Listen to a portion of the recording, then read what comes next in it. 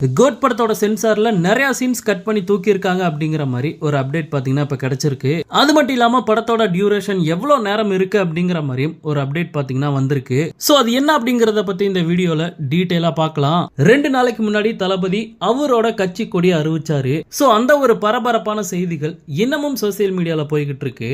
இப்படிப்பட்ட நிலைமையில செப்டம்பர் 5ஆம் தேதி தளபதியோட கோட் படம் ரிலீஸ் ஆகுது. ஆனா படத்தை எல்லாருமே மறந்துட்டு இப்போ தளபதியோட கட்சி சம்பந்தமான செய்திகளை பரபரப்பா பேசிக்கிட்டு இருக்காங்க.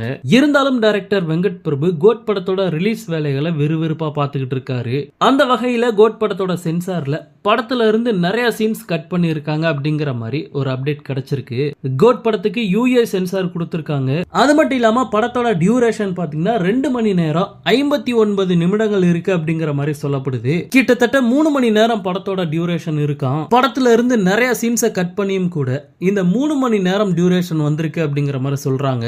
இவ்வளவு நேரம் டியூரேஷன் இருக்கு அப்படின்னா கண்டிப்பா படம் லேக் அடிக்கிறதுக்கும் சொதப்பறதுக்கும் வாய்ப்பு இருக்கும் அப்படிங்கிற மாதிரி நிறைய பேர் நினைக்கலாம். ஆனா டைரக்டர் வெங்கட் பிரபு பயங்கர கான்பிடண்டா இருக்காராம். படம் பெரிய படமா இருந்தாலும் ரசிகர்களுக்கு பிடிச்ச மாதிரி இருக்கும் அப்படிங்கறதுல உறுதியா இருக்காராம்.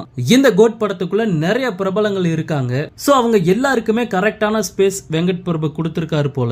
அதனாலதான் இந்த 3 மணி நேரம் டியூரேஷன்ல படம் இருக்கு. சோ வெயிட் பண்ணி பார்க்கலாம் வெங்கட் பிரபு என்ன பண்ணி வச்சிருக்காரு அப்படிங்கறத. ஓகே நண்பா, இந்த மாதிரி தளபதியோட எல்லா அப்டேட்டுமே மிஸ் பண்ணாம பார்க்க நம்ம சேனலை சப்ஸ்கிரைப் பண்ணி சப்போர்ட் பண்ணுங்க. தேங்க்யூ.